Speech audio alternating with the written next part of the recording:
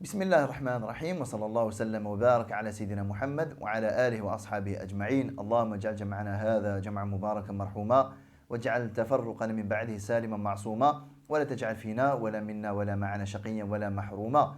اللهم أخرجنا من ظلمات الوهم وأكرمنا بنور الفهم وحسن أخلاقنا بالحلم واجعلنا هداة مهديين غير ضالين ولا مضلين. Nous avons clôturé, alhamdoulilah, la discussion autour des 5 premières années de la vie médinoise, de la phase médinoise. On avait dit que la bataille de l'Ahzab fermait une phase et ouvrait une deuxième partie de la période médinoise. Deuxième partie qui a comme particularité la préparation et les prémices de la conquête de Mecca. La conquête de Mecca est un objectif intermédiaire. Allah subhanahu wa ta'ala n'a pas envoyé le Nabi sallallahu alayhi wa sallam juste pour que Mecca devienne musulmane, mais le fait que Mecca devienne musulmane était un objectif qui allait nous permettre de classer définitivement le dossier Quraysh et le dossier Mecca. Et la vraie mission du prophète sallallahu alayhi wa sallam ne peut exister, ne peut avoir lieu, ne peut s'envoler réellement que lorsque le dossier Quraysh aura été définitivement bouclé et rangé, classé. Donc, le fait de poursuivre cet objectif-là de la conquête de Mecca, mais pas la conquête au sens militaire, au sens César, les Romains et compagnie. Non, la conquête de Mecca, la conquête des cœurs des gens de Mecca. La réalité, c'est ça. La conquête de la foi des gens de Mecca. Que les gens adhèrent et suivent Nabi sallallahu alayhi wa sallam dans la douceur. L'objectif, c'est celui-là. Et donc cette deuxième phase, qui a pour finalité intermédiaire pour le coup, de conquérir le cœur des Mécois, cette phase-là démarre avec un premier événement qui est extraordinaire dans son déroulement et dans les conséquences auxquelles il a donné lieu à partir de cette 6e année de l'Hijra. La 5e année, c'est terminé. On rentre dans la 6e année. Alors, le Nabi sallallahu alayhi wa sallam, il rentre dans cette phase. Il sait que Mecca est un objectif. Par quoi on va commencer? Quand on dit Mecca est un objectif, il y a deux façons de voir les choses. Conquérir Mecca, ça peut se faire de deux manières. La manière douce, tranquille, clémente, et la manière forte pour impressionner, pour dominer, et, tuer peut-être, et voilà, faire répandre le sang, etc. Alors le Nabi sallallahu alayhi wa sallam, vous le connaissez, qu'est-ce qu'il privilégie? Il privilégie la douceur. Ma kana ar-rifqu fi shay'in illa zana. La douceur n'a été contenue dans une chose sans qu'elle ne l'embellisse. وَمَا نُزِعَ الرِّفْقُ مِنْ شَيْءٍ إِلَّا شَانَهُ. Et à chaque fois que vous enlevez la douceur d'une chose, elle l'enlaidit. La chose-là, elle devient laide, elle devient pas jolie. Donc le Nabi sallallahu alayhi wa sallam, sa manière de gérer les choses, c'est toujours dans la douceur, sauf si la force est inévitable. Non mais là, on construit le projet. La conquête de Mecca, on va la construire sur quelques années. Dès l'entame de la 6e année, le Nabi sallallahu alayhi wa sallam, il avait des vues sur Mecca. Mais comme il veut faire les choses dans la douceur, il a eu une idée de génie. On vient de sortir de la bataille de l'Ahzab. L'Ahzab, justement, Quraysh et leurs alliés parmi les Arabes sont sortis de cette bataille-là, affaiblis psychologiquement, affaiblis financièrement, affaiblis politiquement. Donc, ils sont dans une mauvaise posture. Ce n'est pas le meilleur jour pour qu'ils aillent rencontrer un ennemi. Donc, ils ne sont pas bien en ce moment. Le Nabi sallallahu alayhi wa sallam voulait profiter de ce moment-là. Les musulmans, ils sont confiants. Les musulmans, ils sont dominants. Les musulmans, politiquement, ils ont remporté une victoire extraordinaire à travers la bataille d'Ahzab. Bon, ça s'est su dans la péninsule arabique. Muhammad sallallahu alayhi wa sallam et les siens ont vaincu tout le regroupement des alliés. C'est pas rien. Les musulmans n'ont pas vaincu Quraysh, ils ont vaincu Quraysh et leurs alliés. Donc politiquement, du point de vue du poids que représentaient le Nabi sallallahu alayhi wa sallam et les musulmans au moment-là chez les Arabes, c'était une bonne période. À côté de ça, pour Quraysh, c'était une mauvaise période. Le Nabi sallallahu alayhi wa sallam a voulu, on va dire, profiter de la situation pour tenter quelque chose qu'il n'avait pas pensé tenter auparavant, parce que le contexte ne le permettait pas. Il a eu l'idée d'aller à Mecca. Je vous rappelle que depuis qu'il a quitté Mecca, chassé, poursuivi, recherché, sa tête mise à mort carrément, depuis qu'il est sorti il y a 5 ans, il n'a plus remis les pieds à Mecca. Donc ça fait 5 ans qu'il suit ce qui se passe à Mecca à distance, etc. Donc là, il a eu l'idée d'aller à Mecca, mais d'y aller en douceur, d'y aller tranquillement pour quelque chose de différent de ce à quoi pouvait s'attendre Quraysh. Ben, vous savez quoi? Cette année, je vais à Mecca faire une Umrah. Drôle d'annonce. C'est quoi ce projet? Quraysh sont nos ennemis. Ils sont venus jusqu'à Medina pour nous tuer. Et là, nous, normal, on va aller chez eux comme ça. Donc, ça suscite même l'étonnement. Le Nabi sallallahu alayhi wa sallam qui veut aller à Mecca pour faire une Umrah. Donc, il a dit ça, sallallahu alayhi wa sallam, à Medina. Et je compte aller en Umrah cette année, que les gens se préparent. Alors, je dis que c'est un coup de génie pour des premières petites choses. Mais plus tard, on saura à quel point c'était une idée géniale. C'est vraiment Allah subhanahu wa ta'ala qui, pour préparer la suite des événements, il a inspiré et insufflé au prophète sallam cette idée-là, qui a débouché sur un autre truc, qui lui a débouché sur un troisième truc, et c'est ce troisième truc-là qui a débouché sur la conquête de Mecca. Alors on va prendre les choses dans l'ordre. Le Nabi sallallahu alayhi wa sallam, il veut aller en Umrah. Premier avantage de vouloir aller en Umrah là, maintenant, là, juste après la bataille de l'Ahzab, est que il a surpris tout le monde. Il a même surpris les musulmans. Mais mieux que les musulmans, il a surpris les hypocrites. Parce que si on garde sa tête correctement et on se dit, non mais attends, là on sort de la bataille de l'Ahzab, Quraysh, ils ont encore la rage de nous, hein, ils ont la rage contre nous, ils ont la haine contre nous. La moindre occasion qui leur permettra de se venger, ils vont sauter dessus. Et là, tu es en train de nous dire, en parlant du prophète sallallahu alayhi wa sallam, tu es en train de nous dire que nous-mêmes, on va aller chez eux. Sans armes, pas pour faire la guerre, mais pour faire une umrah. Mais jamais de la vie, Quraysh nous laisseront repartir. Pour eux, c'est une occasion rêvée, inattendue, inespérée. Nous qui voulions tuer les musulmans depuis toutes ces années-là, tu sais quoi? Ils sont venus d'eux-mêmes chez nous. Donc c'est carrément un peu l'idée des hypocrites, c'est quoi? Le professeur sallam, il est en train de nous emmener à l'abattoir en fait. Il n'est pas en train de nous emmener faire une umrah. Il nous emmène à l'abattoir. Et tellement dans le monde des causes, oui, c'est vrai que ça ressemblait à ça. Dans le monde des causes, ça ressemblait à plus un voyage vers un abattoir plutôt qu'un voyage spirituel où tu vas faire ta umrah et tu rentres. Tu sais que Quraysh t'attendent. Tu sais que toi, tu n'es pas armé. Tu vas y aller comme ça, en civil, en paix. Et tu sais que Quraysh n'en ont rien à faire que tu viennes en paix et qu'eux ont la rage, ont la haine, ils attendent que ça. Excuse-moi, m'emmener là-bas, c'est m'emmener me faire tuer. Dans le monde des causes, oui. Sauf que le Nabi sallallahu alayhi wa sallam a dit aux musulmans, il ne se passera rien. Vous n'aurez pas de souci à vous faire. Allah subhanahu wa ta'ala nous a garanti qu'il ne nous arrivera rien. Donc là, lorsque le Nabi sallallahu alayhi wa sallam, il dit venez, on va aller à Mecca pour faire la Umrah. Donc tout le monde se dit, oula, attends, là ça va être chaud. Et juste après il dit, mais rassurez-vous, il n'y a pas de souci. Ça rassure tout le monde ou pas? Oui, ça rassure les croyants. Les hypocrites, vu qu'ils ne croient pas trop en lui, sallallahu alayhi wa sallam, donc ils gardent quoi eux? Ils gardent la première partie, aller là-bas me faire tuer. Non mais t'inquiète, tu n'auras aucun souci à te faire. Ouais, mais bon, il faut un minimum de iman pour que l'assurance du prophète sallam ait un effet sur nos cœurs. S'il n'y a pas ce minimum de iman, là, moi je ne crois pas trop. Hein. Là, ça sent vraiment l'abattoir. Donc pourquoi cette idée de Umrah était déjà une idée de génie? Parce que directement, ça nous a permis de nous débarrasser des hypocrites. Parce que les hypocrites, ils n'ont pas été. Parce qu'ils avaient trop peur.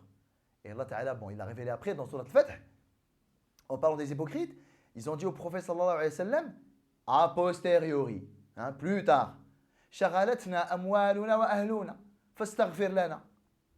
Oui, tu sais, si on n'est pas venu avec toi, c'est pas qu'on voulait pas. Et c'est pas parce qu'on avait peur. Hein. C'est pas parce qu'on croyait pas en toi. C'est juste que Shaghalatna amwaluna wa ahluna.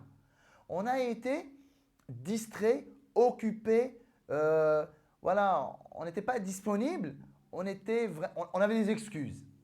Amwaluna, nos biens, wa ahluna, nos familles. Oui, il y avait un commerce, voilà, je devais d'abord le régler avant de te rejoindre. Ma femme en ce moment elle n'était pas bien, mon gosse il était malade, je devais faire ci, je devais faire ça. Bidon, bidon et bidon. Que des réponses bidons. Même Allah subhanahu wa ta'ala, il le dit. Yaquluna bi afwahihim, en parlant de ces hypocrites-là. Ils disent de leur bouche ce qu'il n'y a pas à l'intérieur d'eux-mêmes. C'est des menteurs. Ce sont des menteurs. Mais, alhamdoulilah, ben quand on est parti en Umrah, ils n'étaient pas avec nous. Donc en fait, c'est un mal pour eux, mais c'est un bien pour nous. Alhamdoulilah, on a pu aller avec le Nabi sallallahu alayhi wa sallam entre croyants. Quoi qu'il arrive, peu importe ce qui nous attendra là-bas, mais au moins on sait qu'on est entouré de véridiques. Au moins on sait que nous sommes une bande de vrais croyants. Donc déjà, je me débarrasse des hypocrites. Alors on verra au fur et à mesure pourquoi c'est une idée de génie. Alors le Nabi sallallahu alayhi wa sallam, il a formé son groupe de voyage. Je dis bien groupe, ce n'est pas une armée. Le Nabi sallallahu alayhi wa sallam l'a dit plusieurs fois. Nous allons y aller en visiteur, pas en guerrier. On n'a pas l'intention de nous battre et on n'a pas l'intention d'agresser qui que ce soit. Nous partons en pèlerin. Et il l'a répété plusieurs fois, déjà avant le départ. Tout au long, à chaque fois que l'occasion s'est présentée, il a réaffirmé on est venu visiteur. Voilà. Mu'tamirun, Zouar, al-Bayt. Tranquille. Donc ils ont quitté le Médina, sallallahu alayhi wa sallam, et avec Sahaba, ils étaient 1400. Ils arrivent par le Miqat, Dhul Hulayfa, exactement là par où nous on passe quand on va au pèlerinage ou en Umrah et qu'on commence par le Médina, Dhul Hulayfa. Ils sont rentrés en état de sacralité. Ils ont commencé le talbiya, labbaik Allahumma labbaik. Ils ont apporté avec eux le hadi, des moutons à sacrifier à Mecca et à distribuer aux pauvres de Mecca. C'est une idée extraordinaire. C'est comme si c'était au fait un message que Nabi sallallahu alayhi wa sallam envoyait à Quraysh. On est venu vraiment en paix, on est venu en pèlerin, on est venu en visiteur. Regardez, on n'est pas venu faire la guerre. Labbaik Allahumma labbaik. On est en état d'ihram, on vient faire tawaf et on a ramené avec nous des agneaux, des brebis à sacrifier et à distribuer aux pauvres de Mecca, chez vous. Mais les polythéistes, on ne va pas donner de la viande aux musulmans, on va donner de la viande et on va distribuer ces sacrifices-là aux pauvres de Mecca. Le Nabi sallallahu alayhi wa sallam, il montre sa bonne foi, il montre sa très bonne intention. Donc il a mis quand même ces ingrédients-là. Sur le chemin, pour aller à Mecca, ben, le Nabi sallallahu alayhi wa sallam, même si il est en paix, visiteur, pèlerin, je ne suis pas venu pour faire la guerre, mais ça reste quelqu'un de très vigilant, sallallahu alayhi wa sallam. Il a envoyé un homme à Mecca pour ramener des infos. Il a envoyé un homme de Khuza'a. Khuza'a, c'était une tribu qui était en pacte avec les musulmans. L'homme de Khuza'a, c'est un mouchrik, c'est un polythéiste, il s'appelle Bishr. Le Nabi sallallahu alayhi wa sallam l'a envoyé pour chercher des infos. Jusque-là, le Nabi sallallahu alayhi wa sallam continue d'envoyer des espions, des yeux pour avoir des infos, hein, faire du renseignement. C'était exclusivement des sahaba, des croyants. Là, il a envoyé un polythéiste, mais en qui il avait confiance, sallallahu alayhi wa sallam. Donc l'homme, il est revenu, Bishr, il est revenu, et il a dit au prophète sallallahu alayhi wa sallam, Quraysh digère pas le fait que tu viennes chez eux. Du coup, ils sont en train, eux, de se préparer à la guerre. Et ils n'ont rien voulu savoir, comme quoi, oui, tu es venu en pèlerin, en visiteur. Sache qu'ils sont en train de se préparer et ils viennent, ils viennent. Ils quittent Mecca, ils viennent pour vous empêcher d'avancer sur le chemin. Alors, le Nabi sallallahu alayhi wa sallam, là on a une info qu'on n'avait pas au début. Venez entendre le coup, on ne sait pas encore comment Quraysh va réagir. Non, là on a un retour, on a une première info. C'est que Quraysh ne l'entendent pas de cette oreille-là. Et que tu as beau leur dire et répéter que tu n'es pas venu en guerrier, que tu n'es pas venu en combattant, tu es venu en pèlerin et en visiteur, Quraysh ne veut pas digérer ça. Donc là, on a de la nouveauté. Le Nabi sallallahu alayhi wa sallam, il a rassemblé les sahaba. Et il les a consultés, comme il a l'habitude de faire, sallallahu alayhi wa sallam. Qu'est-ce que vous suggérez? Ah, vous avez entendu là. Quraysh ne digère pas le truc, ils viennent à notre rencontre.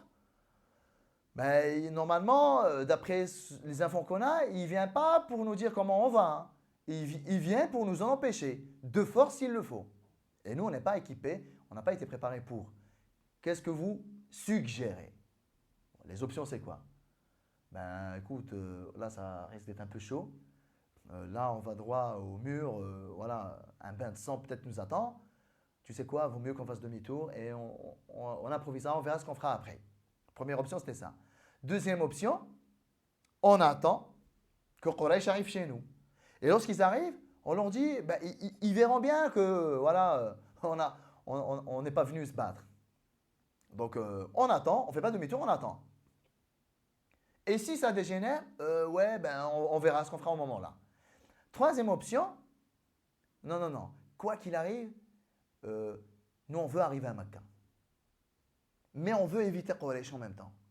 On veut en fait mettre Quraysh devant le fait accompli. Trop tard, on est déjà là. Et comment on fait? Donc le Nabi sallallahu alayhi wa sallam a consulté les Sahaba. Sidna Abu Bakr, notamment, il a pris la parole. Il lui a dit, Ya Rasulallah, Allah subhanahu wa ta'ala, il t'a promis qu'on allait à Mecca. On y va. Ta première intention, c'était quoi? C'était qu'on y aille, faire tawaf, on a tamrou et on rentre. Ya Rasulallah, viens, on y va. Et si on nous en empêche, on les combattra. On verra comment. Suite à ça, le Nabi sallallahu alayhi wa sallam, il a dit aux compagnons, ok, donc on y va, on va y aller, mais on ne va pas par ce chemin-là. Parce qu'on veut quand même se rapprocher le plus de Mecca. Comme ça, notre première confrontation avec Quraysh, confrontation même de face à face, hein, pas forcément physique et militaire, mais notre premier contact, je préfère qu'il se fasse le plus proche de Mecca. Il y a une idée derrière. Hein. Bon, déjà, pour que dans la péninsule arabique, ça se sache que Mohammed et les siens sont arrivés sur les portes de Mecca. Oula, nous on pensait qu'il avait quitté Mecca en fuyard et qu'il cherchait à se faire oublier. Quoi? Il a encore des vues sur Mecca? Voilà, déjà pour que ça se sache. Même si je suis sorti de Mecca, je n'ai pas oublié Mecca. Même si j'ai quitté Mecca en solitaire, comme ça, esselé, etc., j'ai encore Mecca dans mes objectifs. En fait, c'était un message qu'il voulait envoyer aux autres. Donc un homme, il a dit au prophète sallallahu alayhi wa sallam, c'est bon, moi je vous montre un autre chemin pour arriver à Mecca. Mais c'est un chemin galère, qui n'est pas praticable par les montures, etc. Mais on va quand même devoir l'emprunter. Voilà, Allah a bien que ça. Donc ils ont emprunté ce chemin jusqu'à ce qu'ils soient tous, Nabi sallallahu alayhi wa sallam et Sahaba, arrivés à un endroit qui s'appelle Al-Hudaybiyah, qui existe encore. Si vous allez à Mecca, vous pouvez y aller. Donc c'est l'endroit où le Nabi sallallahu alayhi wa sallam a stationné pendant quelques jours à Al-Hudaybiyah, il est très connu encore. Donc vous prenez un taxi, vous leur dites Al-Hudaybiyah, c'est très connu. Ça s'appelle encore Al-Hudaybiyah. Donc il arrive à Al-Hudaybiyah. Lorsque le Nabi sallallahu alayhi wa sallam arrive là-bas, sa chamelle a refusé d'avancer. Qu'est-ce qui se passe? Le Nabi sallallahu alayhi wa sallam, il était très confiant. Il a tranché, il a pris cette décision d'aller jusqu'au bout à Mecca. Non mais là, il n'arrive pas. Bloqué à Al-Hudaybiyah. Bloqué. Pour l'instant, la chamelle ne veut pas avancer. Sahaba, radiyallahu ardahum, tellement ils ont vu la détermination chez le Nabi sallallahu alayhi wa sallam, comme quoi sa décision à lui était d'aller jusqu'au bout et de rentrer à Mecca même. Et quand ils ont vu que la chamelle ne voulait pas avancer, ils n'avaient pas encore interprété cette info-là comme il se devait. Ils l'ont interprété comment? Al-Qaswa, elle fait des siennes. Al-Qaswa, la chamelle du prophète sallallahu alayhi wa sallam. Ils ont même dit Khala'at al-Qaswa. Al-Qaswa s'est rebellée. Elle n'écoute plus le Nabi sallallahu alayhi wa sallam. Le Nabi alayhi sallam, il lui donne des coups pour qu'elle avance. Elle veut rien savoir. Là, le Nabi sallallahu alayhi wa sallam a dit une phrase avec laquelle il a tranché la situation. Ma khala'at al-Qaswa.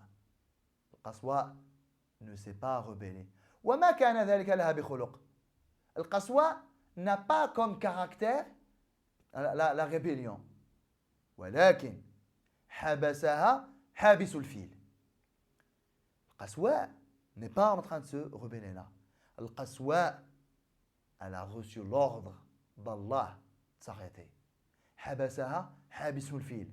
Et elle a été empêchée d'avancer comme l'éléphant de Abraham. Vous vous en souvenez, hein, le très connu événement de l'éléphant avant la naissance du prophète sallallahu alayhi wa sallam, lorsque Abraham est venu à Makkah pour détruire le Kaaba avec son armée et avec l'éléphant. Vous savez qu'à un moment donné, l'éléphant, il ne pouvait plus avancer. Le Nabi sallallahu alayhi wa sallam, il a fait référence à cet événement en disant « Al-Qaswa a été empêché d'avancer, tout comme l'éléphant à l'époque.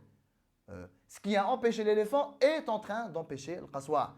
Un mur comme ça, invisible, il n'y a pas moyen d'avancer. » Donc le Nabi sallallahu alayhi wa sallam a compris que la volonté d'Allah n'était pas du tout dans le fait d'aller à Makkah, ni de faire tawaf, ni d'accomplir sa umrah, et que la volonté d'Allah était de rester là. Donc le Nabi sallallahu alayhi wa sallam a compris le message. Donc il a demandé à ce qu'on reste ici à Al-Hudaybiyah. Et il savait que l'umrah c'est fini, c'est terminé. Il a même ordonné à ce qu'on s'installe en campement ici, sachant très bien que c'est notre maximum. On ne pourra pas dépasser cette limite-là de l'Hudaybiyah. Alors, le Nabi sallallahu alayhi wa sallam s'est installé ici. Alors déjà, Sahaba, ouais, mais tu nous as dit qu'on allait jusqu'au bout, on ne comprend pas. Déjà, ça commence à s'interroger. Mais il y a eu beaucoup d'événements là, dans ce passage-là de Sira, où Sahaba ne comprenaient pas pourquoi le Nabi sallallahu alayhi wa sallam agissait de telle manière. Tout était flou pour eux. Rien n'était clair. Même, j'irais jusqu'à dire que Sahaba comprenaient l'inverse de ce qu'il y avait à comprendre. Mais parce qu'il y avait une grande sagesse là-dedans. Alors l'essentiel, le Nabi sallallahu alayhi wa sallam et Sahaba s'installent là. Quraysh, entre-temps, ont appris, quand ils ont parcouru le chemin habituel, ils n'ont pas trouvé le Nabi sallallahu alayhi wa sallam, ils ont compris que celui-là, il a dû prendre un autre chemin. L'info est arrivée comme quoi il est installé avec les siens à Al-Hudaybiyah. Donc Quraysh, ils ont envoyé plusieurs émissaires au prophète sallallahu alayhi wa sallam à Al-Hudaybiyah pour voir ce qu'il veut, ce qu'il compte faire. Et voilà, on a envie d'en savoir plus un petit peu sur ses intentions, etc. À chaque fois qu'un émissaire de Quraysh venait, c'était la même histoire. Écoutez, dites à Quraysh que nous ne sommes pas venus en guerriers, en combattants, nous sommes venus en pèlerin. Regardez-nous, on est en état d'ihram, les deux serviettes. Voilà, on n'est pas venu faire la guerre. Regardez les agneaux, les brebis, tout ça. On est venu faire l'umrah. Dites ça à Quraysh. Mohammed ne veut pas la guerre et il n'est pas venu pour ça. Lorsque l'émissaire rentre chez Quraysh, Quraysh ne sont pas satisfaits de ça. Ils envoient un deuxième, un troisième, un quatrième. Ils ont envoyé beaucoup d'émissaires. À chaque fois, c'était la même chose. Ô peuple, Mohammed n'est pas venu se battre, n'est pas venu faire la guerre. Il est venu faire l'umrah. Il est venu faire tawaf autour de l'Kaaba. Et c'est là qu'on va voir comme quoi cette stratégie-là, elle était très payante pour le Nabi sallallahu alayhi wa sallam. Le fait d'être arrivé jusqu'à l'Hudaybiyah, il a mis Quraysh devant une évidence à laquelle ils n'ont pas d'issue en fait. En fait, il leur a donné le choix, mais un choix dans une situation où le choix est limité. Et quel que soit ce que vous aurez choisi le truc qui m'arrange. Et ça, jusqu'à maintenant, n'est pas encore clair. Ni Sahaba ne l'ont vu, ni Quraysh ne se sont rendus compte encore. Nabi sallallahu alayhi wa sallam, en arrivant là maintenant, à Al-Hudaybiyah, il est en train de donner quoi comme choix à Quraysh? Soit la guerre, donc Quraysh, ils vont venir attaquer les musulmans. Soit Quraysh, ils vont dire, bon, ok, c'est pas grave, c'est vrai qu'ils ne sont pas venus faire la guerre. Allez-y, rentrez, faites votre umrah et partez le plus vite possible. Soit, écoutez, on accepte de ne pas vous combattre, mais à condition que vous repartiez chez vous sans que vous fassiez la umrah. c'est bon, au revoir, on ne va pas vous combattre, mais partez, on vous laisse sain et sauf. Quatrième option, on ne peut pas trop non plus vous empêcher de faire tawaf et rentrer à Mecca. Parce que nous, en tant que Quraysh, on n'arrête pas de dire à tout le monde que Mecca, tout le monde est le bienvenu dedans. Et que nous, voilà, pour nous, le Kaaba, c'est sacré. Tawaf, c'est sacré. L'Ihram, c'est sacré. Ouais, on aura l'air de quoi auprès des Arabes? Si nous-mêmes, on a empêché les gens de rentrer à Kaaba. Quoi? C'est Umrah et Hajj sélectif. On va être discrédité auprès des Arabes. Donc, Quraysh, un peu dans la confusion. Quelle que soit la décision qu'ils vont prendre, ils sont mal. S'ils font le choix de combattre le Nabi sallallahu alayhi wa sallam, ils vont perdre à coup sûr la notoriété qu'ils ont auprès des Arabes. Vous combattez des gens qui ne sont même pas venus vous combattre. Quelle honte! Et vous prétendez être les défenseurs de Kaaba? Donc s'ils combattent les musulmans, ils sont un peu mal. Vous comprenez pourquoi le Nabi sallallahu alayhi wa sallam a tenu à ce qu'il arrive au haram? Parce que le combat au sein du haram est interdit. Même chez les Arabes, même chez Quraysh. Combattre quelqu'un à l'intérieur du haram, il n'y a pas moyen. Donc s'ils avaient rencontré le Nabi sallallahu alayhi wa sallam sur le chemin, ouais, ils auraient pu les combattre là-bas. Et encore, on aurait pu aussi leur dire, vous combattez des gens qui ne sont pas prêts à vous combattre, vous n'êtes pas des hommes. Mais malgré ça, le Nabi sallallahu alayhi wa sallam n'a pas pris ce risque. Il est arrivé jusqu'à l'Hudaybiyah. L'Hudaybiyah, on est au début du haram. Donc, Quraysh, vous combattez, vous tuez des gens qui ne sont pas venus vous combattre. Et en plus de ça, ils sont en état d'ihram. Et en plus de ça, ils sont à l'intérieur de la périphérie du haram. Quel mauvais peuple vous êtes. Et ils allaient du coup perdre le hiba, la notoriété et le prestige dont ils jouissaient auprès des Arabes. Donc, aller tuer les musulmans, même Quraysh se sont rendus compte que ce n'était pas la meilleure option. Ouais, c'est vrai que c'est un petit peu une bonne occasion, mais les conséquences, ben, franchement, les tribus arabes, elles vont tous se rebeller contre nous, parce que voilà, on n'aura pas été digne de ce rôle de protecteur du haram, de détenteur de Kaaba, etc. Deuxième option, vous n'allez pas rentrer au haram. Il n'y a pas moyen de faire l'Umrah. Partez. Vous ne pouvez pas faire l'Umrah. On ne va pas vous combattre, mais il n'y a pas moyen de rentrer à Mecca pour faire l'Umrah. L'option là, bon, elle est moins pire que la première, certes, mais Quraysh vont perdre gros là-dedans. Parce que Quraysh, tout leur business porte sur le fait que les gens viennent à Mecca pour le Hajj, pour l'Umrah, pour le commerce, etc. Donc si maintenant, le fait d'empêcher des gens à rentrer à l'intérieur de Kaaba colle à la réputation de Quraysh, les tribus arabes ne vont pas être contentes. Surtout que quoi? Quraysh, vous n'arrêtez pas de nous dire, vous respectez les limites sacrées d'Allah, la demeure d'Allah, Bayt Allah, Haram Allah, etc. Non mais là, vous avez en face de vous des gens qui sont en train de quoi? Qui sont en train de respecter les mêmes choses que vous. Ils sont en train de dire Labbaik Allahumma Labbaik. Ils veulent faire tawaf comme vous. Ils veulent faire sa'i comme vous. Ils veulent se raser, se couper les cheveux comme vous. Ils ont ramené avec eux des moutons, des agneaux et des brebis comme vous avez l'habitude de voir. Ce sont des gens qui sont venus pour partager avec vous quelque chose que vous-même vous faites. Donc de quel droit vous les empêcherez de rentrer à Mecca? À moins que maintenant, le haram, le Kaaba et le tawaf, c'est devenu en fait un truc, voilà, un petit peu à la tête du client. On fait rentrer à Mecca qui en veut et on ne fait pas rentrer à Mecca qui en veut pas. Voilà. Si cette réputation-là allait coller à Quraysh, ils allaient perdre go aussi. Parce que leur business, il est lié au fait que les tribus leur font confiance. Du coup, Quraysh, ils ont tourné dans tous les sens. Comment on va faire? Mais en même temps, ils sont coincés. Si on laisse Nabi sallallahu alayhi wa sallam et les Sahaba rentrer faire tawaf et l'Umrah comme si de rien n'était, on va quand même perdre gros. Parce que je vous rappelle qu'on vient de sortir de la bataille de l'Ahzab. Et quoi? Quelques mois plus tard, Mohammed et les siens, ils viennent à Mecca, ils rentrent, ils font leur Umrah comme si de rien n'était, ni vu ni connu, comme ça.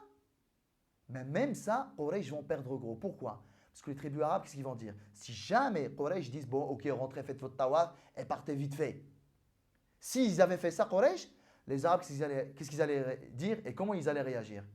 Et voilà, ça y est, c'est terminé. Quraysh ne contrôle plus rien. Mohammed, qui est leur pire ennemi, il est venu, il est rentré à Mecca à l'aise, il a fait son tawaf et sa umrah à l'aise, et Quraysh ne lui ont rien dit. Ça y est, Quraysh, c'est terminé. Hein.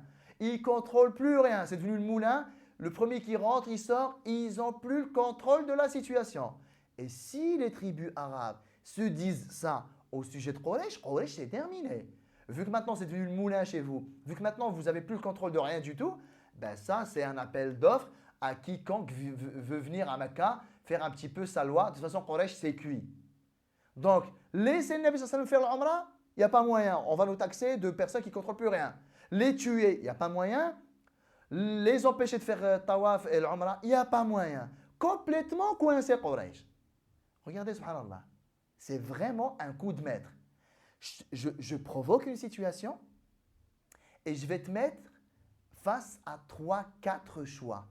Quel que soit celui que tu vas prendre, le gagnant, c'est moi. C'est extraordinaire. Du coup, Quraysh, ils ont envoyé des émissaires. À la fin, ils sont arrivés à une décision. La décision, on va dire intermédiaire, dans laquelle on ne perd pas gros. Mais si, ils ont perdu gros, on le verra plus tard. Mais déjà, sur le coup, bon, ils ont un petit peu l'impression de ne pas avoir perdu grand-chose. Ils ont arrêté la décision suivante. Ok, on ne va pas te combattre, Mohammed. Non, on ne va pas t'empêcher de faire la Umrah. Mais pas cette année. Pour se donner une sorte de crédit à soi-même. Hein. T'inquiète, hein, c'est nous qui contrôlons encore. Mais en fait, tu ne contrôles déjà plus rien. Mais tu vas en fait te donner cette illusion auprès des Arabes. Vous avez vu, vous avez entendu, Mohammed il est venu jusque-là et on ne l'a pas laissé rentrer à Mecca. Juste pour se donner ça, en fait. Mais tellement ils s'étaient dépassés, ils ont dit au professeur sallam, Umrah, ok, pas cette année, reviens l'année prochaine. Donc c'est ça la décision que Quraysh a arrêtée. Maintenant, on va revenir un petit peu en arrière et on va voir ce qui s'est passé entre l'installation du professeur sallam al-Hudaybiyah et le fait que Quraysh ait arrêté cette décision-là. Donc on a dit qu'ils ont envoyé plusieurs émissaires. À chaque fois, écoutez, cet homme, il n'est pas venu combattre. Jusqu'à ce qu'ils aient envoyé un homme qui s'appelle Urwa ibn Mas'ud.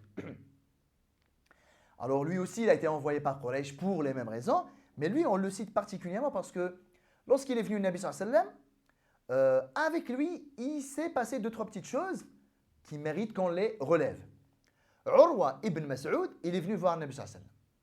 Voilà, pourquoi tu es là? Qu'est-ce que tu veux? Quelles sont tes intentions? Tu sais très bien, Quraysh, voilà, ils ne vont pas te laisser rentrer à Mecca, etc. Il a entendu ce que le Nabi sallallahu alayhi wa sallam avait à dire. À un moment donné, il a dit au prophète sallallahu alayhi wa sallam, il a dit, oh Mohammed, regarde, là, tu es en train de te mettre toi en danger. Tu te mets toi en danger et tu mets les tiens en danger. Quraysh ne vont pas te laisser rentrer, hein, mais mets-toi ça dans ta tête. Tu ne vas pas pouvoir rentrer à Mecca cette année. Donc, au lieu de rester là planté à attendre je ne sais quoi, tu vas juste provoquer la haine de Quraysh et la vengeance de Quraysh. Et en fait, ils vont venir vous attaquer et tu auras tout perdu. Si tu veux un conseil, voilà, lève le camp et repars avec tes compagnons. Si toi, tu insistes à rester ici, tu verras que lorsque Quraysh viendront pour vous attaquer, tu verras que tu seras tout seul. Tous tes amis auront peur et ils seront tous enfuis, ils te laisseront tout seul. Quand il a dit ça, Sidna Abu Bakr, il était dans le coin. Il a dit à Urwa ibn Mas'ud, il lui a dit, il s'est même moqué de lui, il l'a insulté carrément. Il lui a dit quoi? Nous, Ashab Muhammad sallallahu alayhi wa sallam, nous les compagnons, nous on partira et on le laissera seul. En fait, c'est que tu n'as rien compris au truc, quoi. Mais nous, on est prêts à nous se mettre devant pour nous mourir, pour pas que lui, il soit touché dans le dernier de ses cheveux, sallallahu alayhi wa sallam. Quraysh, jusque-là, n'ont pas une idée précise de la relation qui lie Sahaba au prophète sallallahu alayhi wa sallam. Parce que leur mode opératoire à eux, Quraysh, est différent. Leur référentiel est différent. Eux, ils sont habitués à ce que quoi? À ce que lorsqu'il y a un chef et des gens autour de lui, ils ont un schéma. Le schéma de soit parce qu'il a du pouvoir et du coup il a pression à tout le monde, soit parce qu'il les martyrise, du coup ils ont vraiment peur de lui, c'est pour ça les gens ils se mettent autour de lui, soit parce qu'il a beaucoup d'argent et du coup il n'arrête pas en gros, de les acheter, du coup eux ils sont payés à être autour de lui, ou alors il a du prestige, du coup eux ils tirent un bénéfice de sa fréquentation dans ce bas monde, etc. Quraysh ils sont habitués à ce qu'un chef et des gens autour de lui ce soit lié à des intérêts de ce bas monde. Des gens autour d'un homme prêts à mourir pour lui sans le moindre dirham, sans le moindre dinar, ça, ils ne connaissaient pas. Donc là, Urwa ibn Mas'ud, quand il a entendu ça de la part d'Abu Bakr, quoi, les gens là, les 1400 là, comme ça, juste pour cet homme-là, ils sont prêts à mourir. Et ils gagnent quoi? De ce bas monde-là, ils ne gagnent rien, les gens là. Donc c'est choquant. C'est perturbant dans la manière de raisonner de Quraysh. Premièrement, il y a ça. Du coup, il a commencé à voir que la relation de ces gens-là avec le Nabi sallallahu alayhi wa sallam n'était pas une relation de gouverner, gouverneur, de suiveur, leader, etc. C'est autre chose là. Pendant que Urwa ibn Mas'ud parlait au prophète sallallahu alayhi wa sallam, il le prenait par la barbe, sallallahu alayhi wa sallam. Manque de respect. Hein. Tu fais pas ça. Hein. Prophète ou pas, hein, tu fais pas ça. Tu parles à quelqu'un, tu le prends là, c'est très impoli quoi. Lorsqu'il prenait le Nabi sallallahu alayhi wa sallam par la barbe, il lui disait oh Mohammed, en gros, tu ferais mieux de lever le camp et de partir. À côté du prophète sallallahu alayhi wa sallam, il y avait un sahabi qui s'appelle Mughira ibn Shu'ba, radiyallahu anhu. Lui, il était à côté du prophète sallallahu alayhi wa sallam, debout, Nabi alayhi wa sallam, assis. Et il avait une épée à la main. Dès que Urwa ibn Mas'ud, le polythéiste de Quraysh, il prenait la barbe du prophète sallallahu alayhi wa sallam, le Mughira ibn Shu'ba, sahabi, il prenait le dos de l'épée, il tapait sur la main de Urwa ibn Mas'ud. Il lui disait lâche la barbe du prophète sallallahu alayhi wa sallam. Ne t'approche pas du visage du prophète sallallahu alayhi wa sallam. Dès qu'il mettait la main, il le tapait. Éloigne ta main du visage du prophète sallallahu alayhi wa sallam. Et à un moment donné, ça l'a agacé. Il lui a dit qui es-tu déjà? Et le Nabi sallallahu alayhi wa sallam lui a dit Ibn Akhik, ton neveu, Al-Mughira ibn Shu'ba. Effectivement, il est de sa famille. Et là, Urwa ibn Mas'ud, le polythéiste, il était choqué. Il lui a dit Al-Mughira, je t'ai laissé gamin. Même il lui a dit en arabe. Il lui a dit à peine hier, tu te lavais encore de tes besoins. En gros, je t'ai laissé gamin. Aujourd'hui, tu es là, tu protèges Mohammed, tu me tapes ma main. Donc ça l'a perturbé, ça l'a choqué aussi. Des gens de ma famille, des gens que j'ai laissés gamins, aujourd'hui, ils assurent la sécurité de cet homme. Du coup, ça a donné une autre idée de ce que eux pensaient chez ce Sahaba. Et pendant qu'il était là, il a vu plusieurs choses avoir lieu du côté du prophète sallallahu alayhi wa sallam. Par exemple, quand il est reparti chez Quraysh, il a raconté ça à Quraysh. Il leur a dit, j'ai vu les rois, j'ai vu les empereurs. J'ai jamais vu des gens s'investir, s'impliquer, se dévouer pour quelqu'un comme j'ai vu ces gens-là s'investir, s'impliquer, se dévouer pour Muhammad sallallahu alayhi wa sallam. Ils lui ont dit, t'as des exemples, tu parles de quoi? Il leur a dit, à peine a-t-il le temps de cracher sallallahu alayhi wa sallam, qui sont déjà là en train de récupérer son crachat sallallahu alayhi wa sallam pour s'essuyer le visage avec. Jamais vu ça, moi, chez les empereurs. Jamais vu ça chez les rois. Lorsqu'il leur demande un service, ils se lèvent, ils se battent pour savoir lequel va le faire. Lorsqu'il fait ses ablutions, ils se battent pour récupérer le reste de son eau, sallallahu alayhi wa sallam. Soit pour la boire, soit pour se laver avec, soit pour faire les ablutions avec. Mais c'est quoi ces gens?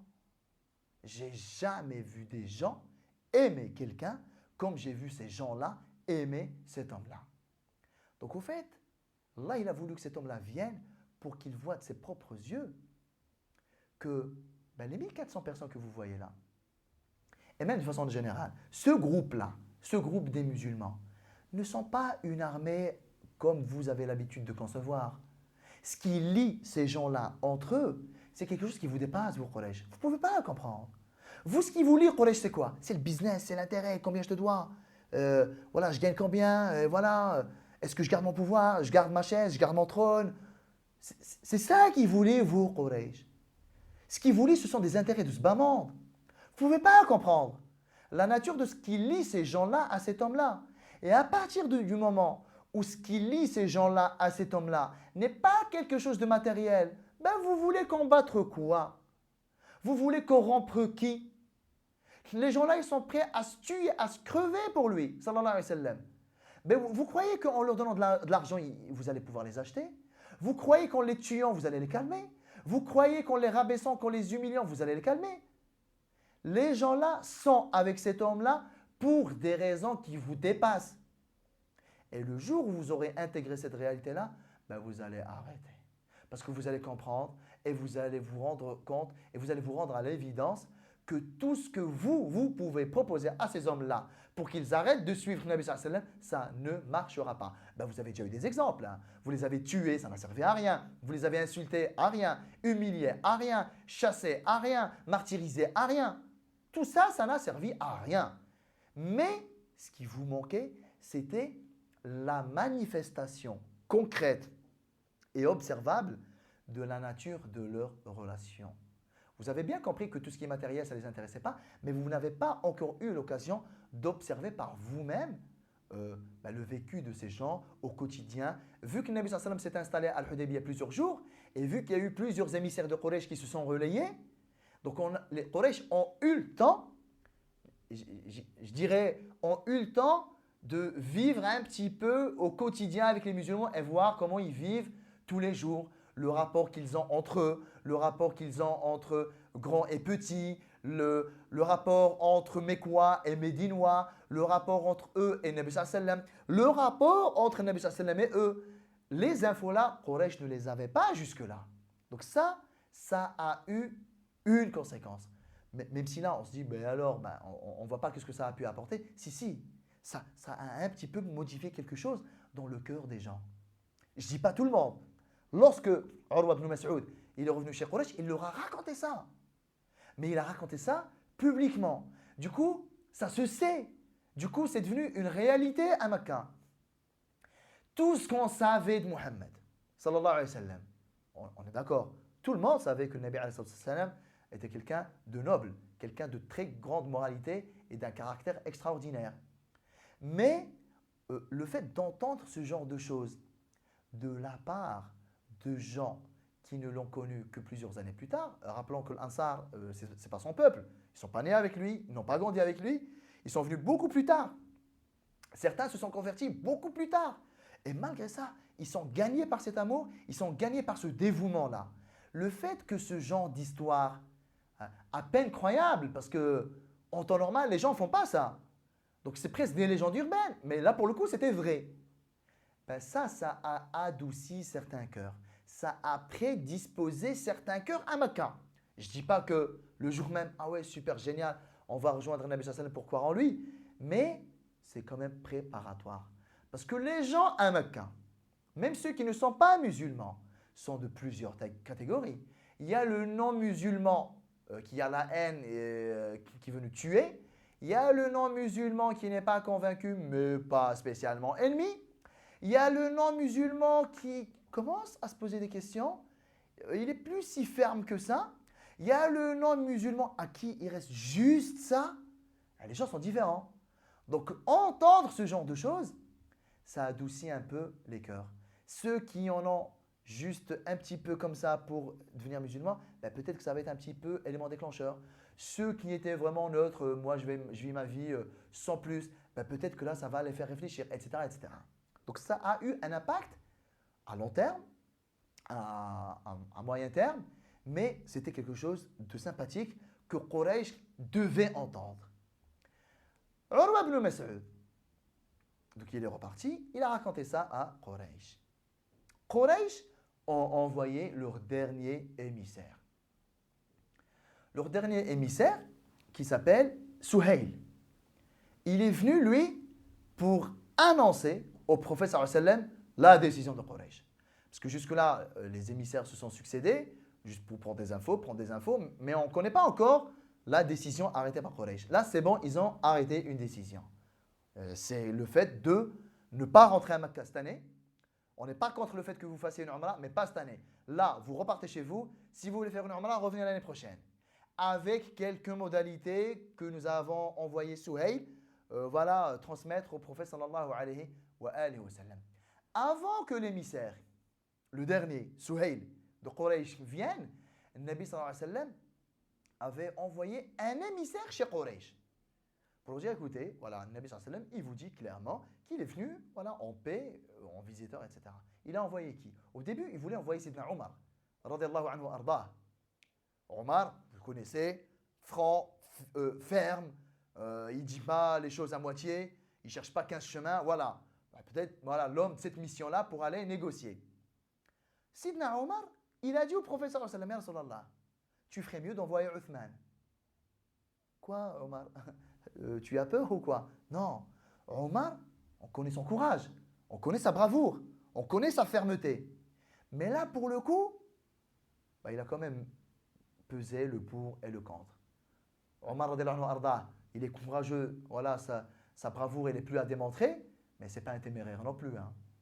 Là, il a dit au prophète sallallahu alayhi wa sallam, écoute, moi je veux bien y aller, hein, mais si jamais les choses tournent mal et que ça dégénère, moi j'ai personne à Mecca pour me protéger. Et ce n'est pas que Omar a peur, absolument pas. On ne peut pas avoir l'opinion là de Sidna Omar, c'est que Omar estime qu'il a encore beaucoup à apporter à la communauté musulmane. Alors je ne vais pas me jeter moi comme ça à la mort, alors que je peux encore apporter beaucoup de choses. Donc on y va vraiment, on réfléchit. Il lui a dit par contre, Uthman, lui, il a encore une partie de sa famille là-bas. Et même Uthman jouit d'une grande et bonne réputation à Mecca. Les gens le respectent, même les non-polythéistes. Ils ne pourront pas lui faire du mal. Même si ça doit dégénérer, Uthman n'aura rien à craindre. Moi, si ça dégénère, ils ont déjà la haine de moi et je ne suis pas respecté et je n'ai pas de famille pour me protéger, rien du tout. Ok. Le Nabi sallallahu alayhi wa sallam a envoyé Sidna Uthman.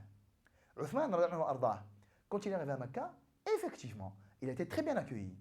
Parce qu'il a une très bonne réputation parmi Quraysh. Ils lui dit, qu'est-ce que tu veux, Uthman? Il leur dit, écoutez, Mohammed, il est venu, comme vous le savez, il n'est pas venu pour faire la guerre, il est venu en paix, il veut visiter le Bayt, faire son tawaf, c'est, il sacrifie ce qu'il a ramené à sacrifier, il donne la viande là au pauvre Mecca et il repart.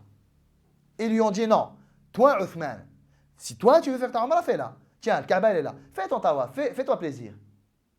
Ce qui montre qu'effectivement, ils avaient une bonne image et une bonne relation avec Uthman. Uthman, il a dit non. Il a dit, je ne pourrais pas, moi, faire tawaf, alors que le Nabi sallallahu alayhi wa sallam, on est empêché. C'est soit lui, il rentre, il fait tawaf, je fais avec. Si lui, vous ne lui accordez pas le droit de rentrer et faire tawaf, je ne suis pas celui qui fera tawaf sans lui, quoi. Sidna Uthman, il est resté un certain temps là-bas, à Mecca. Entre-temps, vous savez que pendant les 5 premières années, là, on est à la 6e année de l'Hijra, pendant ce temps-là, il y a des gens qui sont devenus musulmans à Mecca. Il y a même des musulmans qui étaient là à Mecca, du temps du prophète sallallahu alayhi wa sallam, mais qui n'ont jamais pu faire le hijra. Soit parce qu'ils sont malades, soit parce qu'ils sont pauvres, soit parce qu'ils ne peuvent pas emprisonner, esclaves, etc. Donc il y avait des musulmans à Mecca. Pendant tout ce temps-là, hein, ils sont à Mecca, musulmans, mais ils n'ont pas pu rejoindre le Nabi sallallahu alayhi wa sallam. Ils suivent ce qui se passe à distance, ils n'ont assisté ni à Badr, ni à Uhud, ni à l'Ahzab, ni rien du tout. Musulmans, des croyants, sahaba, mais ils sont à Mecca. Et il y en a quelques-uns. Sidna Uthman est rentré en contact avec eux en secret pour voir comment ils vont, etc. Voilà. Quraysh a entendu parler de ça. Comme quoi Uthman, là, il est en train de faire des petites rencontres secrètes avec certains, mais quoi ayant redouté de sa part je ne sais quoi, ils ont décidé de l'emprisonner. Voilà, juste de le mettre un petit peu en quarantaine pour le virer derrière. Quand ils l'ont mis en quarantaine, Sidna Uthman, on ne le voyait plus à Mecca. Les gens ont interprété ça comme étant Quraysh ont tué Uthman. Et l'info, elle est arrivée jusqu'au prophète sallallahu alayhi wa sallam. On lui a dit, ya Rasulallah, Uthman a été tué. C'est quand même un coup dur, ça. Uthman, subhanallah. C'est pas n'importe qui. Bon, il n'a pas été tué. Mais au moment où l'info est arrivée, ça a quand même été un coup vraiment dur, voilà, triste, quoi, pour le Nabi sallallahu alayhi wa sallam et les sahaba. Lorsque l'info là est arrivée, le Nabi sallallahu alayhi wa sallam a réuni les sahaba et il leur a dit, c'est bon. Quraysh, on leur a envoyé Uthman en émissaire. Ça, c'était avant que Suhayl ne vienne. On a envoyé Uthman. Tout le monde le connaît, subhanallah. Gentil comme il est, doux comme il est, respecté par tout le monde comme il est. Ils ont trouvé le moyen de tuer. Ben là, il n'y a pas de doute. Quraysh veut la guerre. Parce que déjà, en temps normal, lorsque tu tues l'émissaire, c'est que tu es en train de déclarer la guerre. Que dire alors lorsque cet émissaire-là, c'est Uthman, tout gentil, tout doux, que tout le monde respecte? Que dire alors que cet émissaire-là était en état d'ihram?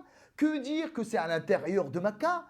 Là, tu et Uthman, ils sont clairement en train de nous dire que c'est la guerre.